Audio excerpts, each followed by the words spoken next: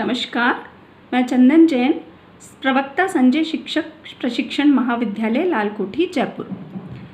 विद्यार्थियों, आज हम पाठ्यक्रम जो कि आपके शिक्षण विषय एवं अनिवार्य विषय का एक अभिन्न अंग है, उसके बारे में विस्तार से चर्चा करेंगे। पाठ्यक्रम, जिसे अंग्रेजी भाषा में करिकुलम कहा जाता है। करिकुलम शब्द लैटिन भाषा के शब्द कैरेरे से बना है। कैरेरे का शाब्दिक अर्थ है अ रेस कोर्स या दौड़ का मैदान, अर्थात पाठ्यक्रम दौड़ के मैदान की भांति है जिसमें विद्यार्थी को अपने लक्ष्य प्राप्ति तक दौड़ना होता है। विद्यालय में शिक्षक और शिक्षार्थी द्वारा किए गए प्रयासों से किसी उद्देश्य की प्राप्ति करना पाठ्यक्रम कहलाता है। चूँकि हम सभी जानते हैं कि पाठ्यक्रम एक ट्राइपोलर सिस्टम है, त्रिध्रुवीय प्रक्रिया है, जिसमें शिक्षक, विद्यार्थी और पाठ्यक्रम या विषय वस्तु तीनों अभिन्न अंग हैं। शिक्षक और विद्यार्थी परस्पर कोई प्रतिक्रिया नहीं कर सकते पाठ्यक्रम के अभाव में, और पाठ्यक्रम भी शिक्षक और विद्यार्थी के बिना संचालनहीन है। तो पाठ्यक्रम के द्वारा शिक्षण की प्रक्रिया को गतिरूप प्रदान किया जाता है। कहा जा सकता है कि पाठ्यक्रम के वे सभी अनुभव और क्रियाएं शामिल की जाती है जो विद्यार्थी शिक्षक के संरक्षण में विद्यालय में प्राप्त करता है, उसे ही हम पाठ्यक्रम कहते हैं। पाठ्यक्रम के संदर्भ में कुछ परिभाषाएं दी गई हैं, जिनमें से कुछ इस प्रकार हैं। सैमुअल के अनुसार पाठ्यक्रम में शिक्षार्थी के वे समस्त अनुभव समाहित होते हैं जिन्हें वह कक्षा कक्ष में, प्रयोगशाला में, पुस्तकालय में, खेल के मैदान में, विद्यालय में संपन्न होने वाली अन्य पाठ्येतर क्रियाओं के द्वारा तथा अपने शिक्षक और साथियों के साथ विचारों के आदान प्रदान के माध्यम से प्राप्त करता है। अर्थात इस परिभाषा के अनुसार पाठ्यक्रम में कक्ष की गतिविधियों के साथ ही साथ खेल के मैदान, प्रयोगशाला, पुस्तकालय और विद्यालय में जो अन्य गतिविधियां होती हैं वो सभी क्रियाएं सम्मिलित की जाती हैं। मुनरो के अनुसार पाठ्यक्रम में वे सभी क्रियाएं सम्मिलित हैं जिनका हम शिक्षा के उद्देश्य की प्राप्ति हेतु विद्यालय में प्रयोग करते हैं। पाठ्यक्रम की इन परिभाषाओं के साथ अब हम पाठ्यक्रम की आवश्यकता के बारे में पढ़ेंगे। पाठ्यक्रम की आवश्यकता क्यों हुई या पाठ्यक्रम की आवश्यकता क्यों है?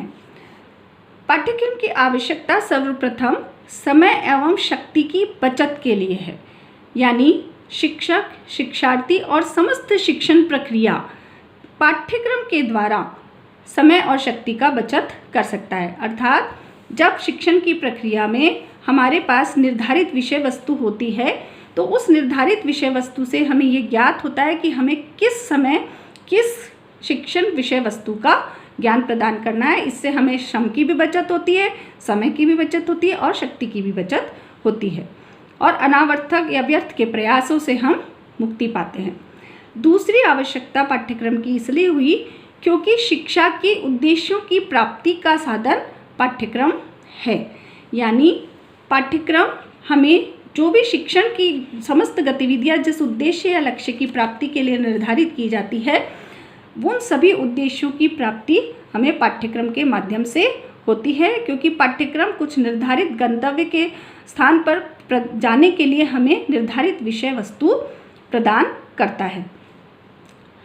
तीसरा है शिक्षण कार्यों में एकरूपता, यानी सभी स्थानों के विद्यालयों और में जो कार्यरत शिक्षक हैं उनके शिक्षण कार्य में एक रूपता बनी रहे, इसीलिए पाठ्यक्रम का निर्धारण किया जाता है।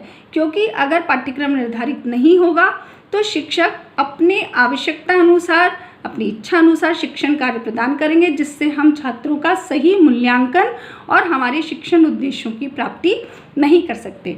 इसलिए शिक्षण कार्यों में एक रूपता लाने के लिए पाठ्यक्रम की आवश्यकता होती है।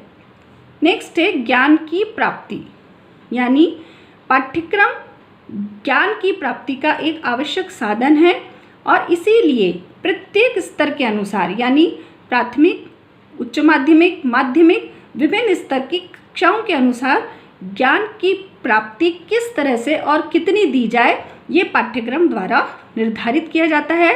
पाठ्यक्रम निर्माताओं के वो पाठ्यक्रम के द्वारा ही ये जानने में सहायता मिलती है कि किस स्तर के बालकों को किस स्तर का ज्ञान प्रदान किया जाए। अगला है नागरिक गुणों का विकास।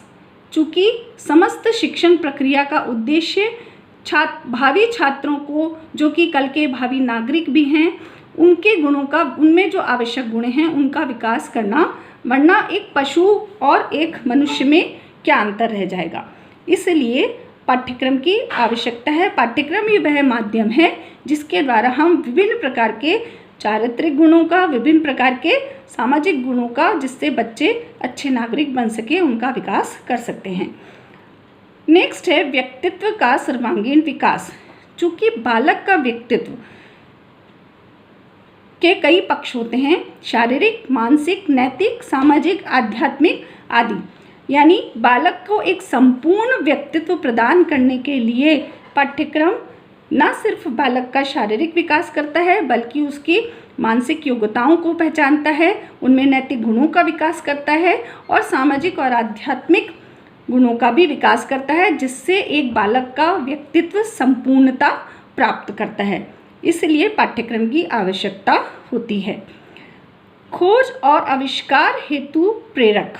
यानी पाठ्यक्रम न सिर्फ हमें इतिहास में हुए आविष्कारों की जानकारी प्रदान करता है, बल्कि निर्धारित पाठ्यक्रम के द्वारा हम भावी खोज और छात्रों को भावी आविष्कार के लिए भी प्रेरित कर सकते हैं। वो सभी आवश्यक विषय वस्तु उन्हें प्रदान कर सकते हैं, जिससे के द्वारा प्रेरित होकर के छात्र उस दिशा की तरफ खोज और आविष्कार कर सके। नेक्स्ट, पाठ्यक्रम की आवश्यकताओं का एक कारण है शिक्षण की प्रक्रिया व्यवस्थित। एक पाठ्यक्रम के निर्माण के द्वारा हम संपूर्ण शिक्षण प्रक्रिया को व्यवस्थित रूप प्रदान कर सकते हैं।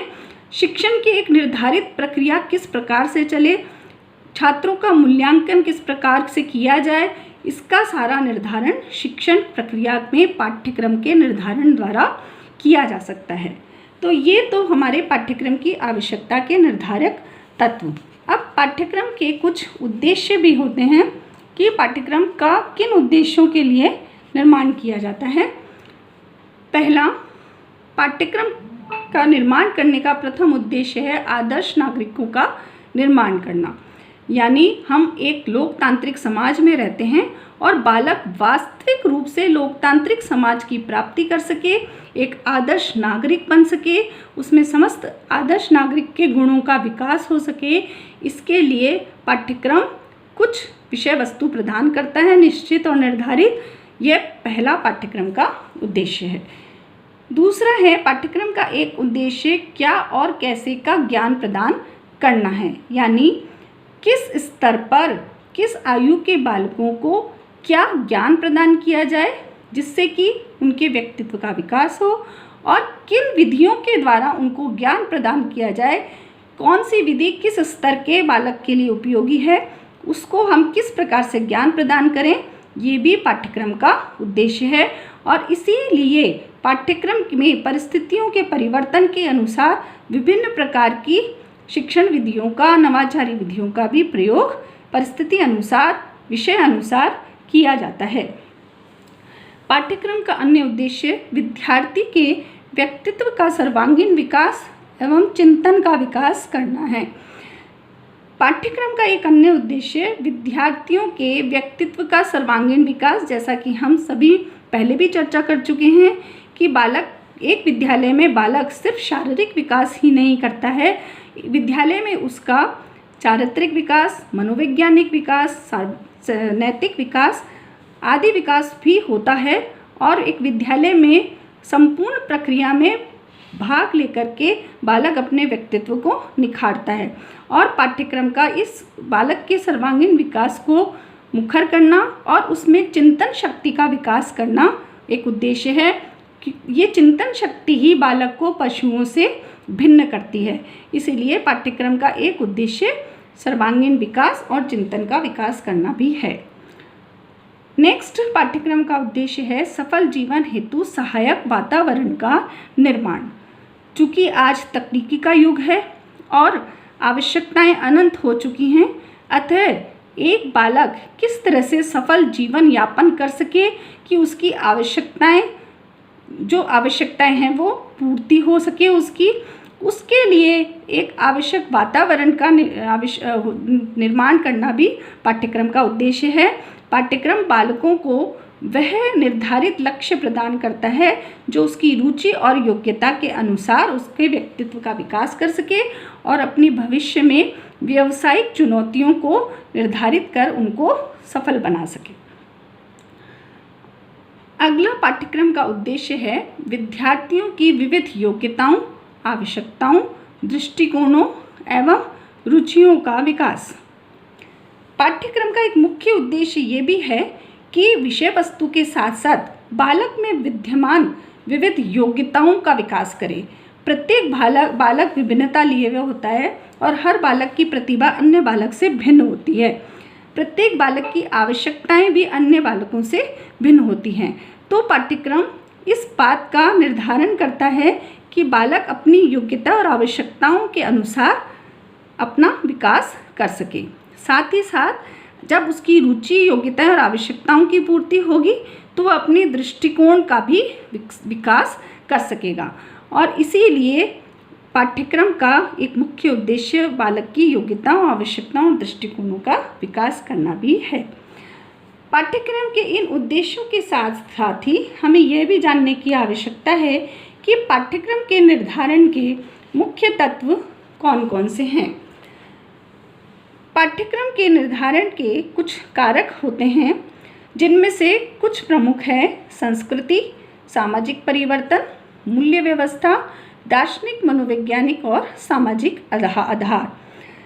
किसी भी समाज में प्रचलित परंपराएं, वहाँ के रीति रिवाज, वहाँ के मूल्य जो है वो पाठ्यक्रम को निर्धारित करते हैं।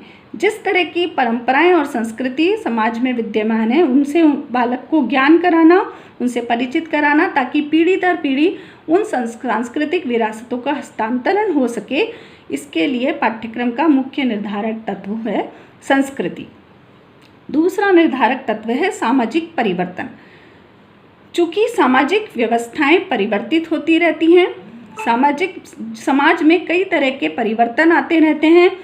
पहले आवश्यकताएं सीमित होती थी तो बालकों की, लोगों की, व्यक्तियों की आकांक्षाएं भी सीमित होती थी, किंतु तकनीकी के आविष्कार के साथ साथ व्यक्ति की आकांक्षाएं भी परिवर्तित हुई है, जिसमें शिक्षा का महत्वपूर्ण योगदान रहा है और इससे सामाजिक परिवर्तन होते रहे हैं। तो उन जो सामाजिक परिवर्तन समाज में होते हैं वो भी उसी के अनुसार पाठ्यक्रम भी परिवर्तित होता जाता है। इसीलिए पाठ्यक्रम का एक मुख्य निर्धारित तत्व सामाजिक परिवर्तन है। मूल्य व्यवस्था। समाज में कई तरह की मूल्य व्यवस्थाएं प्रचलित होती रही हैं। समाज में किस तरह का नैतिक आचरण है, किस तरह के मूल्य समाज में विद्यमान हैं, क्या आदर्श समाज द्वारा निर्धारित किए गए हैं, उसके ही द्वारा पाठ्यक्रम का निर्धारण किया जाता है। यानी जिस तरह के मूल्य, जिस तरह की व्यवस्था, जिस तरह के आदर्श समाज में प्रचलित है उसके आधार पर ही हम विद्यार्थियों को पाठ्य वस्तु या विषय वस्तु प्रदान करते हैं। पाठ्यक्रम का एक अन्य मुख्य निर्धारक तत्व दार्शनिक, मनोवैज्ञानिक, सामाजिक आधार भी है। यानी समाज में विभिन्न प्रकार की दार्शनिक विचारधाराएं, मनोवैज्ञानिक तत्व विद्यमान होते हैं। जैसे अगर प्रयोजनवादी विचारधारा का प्रचलन है या प्रयोजनवादी विचारधारा समाज में है तो बालक को सत्य परिवर्तनशील है और उस परिवर्तनशील सत्य के अनुसार ही ज्ञान प्रदान भी करना है। इस बात को ध्यान रखते हुए पाठ्यक्रम भी परिवर्तनशील रहता है। समाज में मनोवैज्ञानिक आवश्यकताएं किस तरह की हैं, किस तरह के लोग, योग्यताएं, आकांक्षाएं, धारणाएं विद्यमान हैं, ये मनोवैज्ञानिक आधार पाठ्यक्रम को प्रभावित करते हैं। इसलिए ये 4 मुख्य निर्धारक तत्व हैं जो पाठ्यक्रम को प्रभावित करते हैं: संस्कृति, सामाजिक परिवर्तन, मूल्य व्यवस्था, दार्शनिक, मनोवैज्ञानिक आधार। आज के लिए हमारा पाठ्यक्रम से संबंधित इतना ही विषय वस्तु काफ़ी है।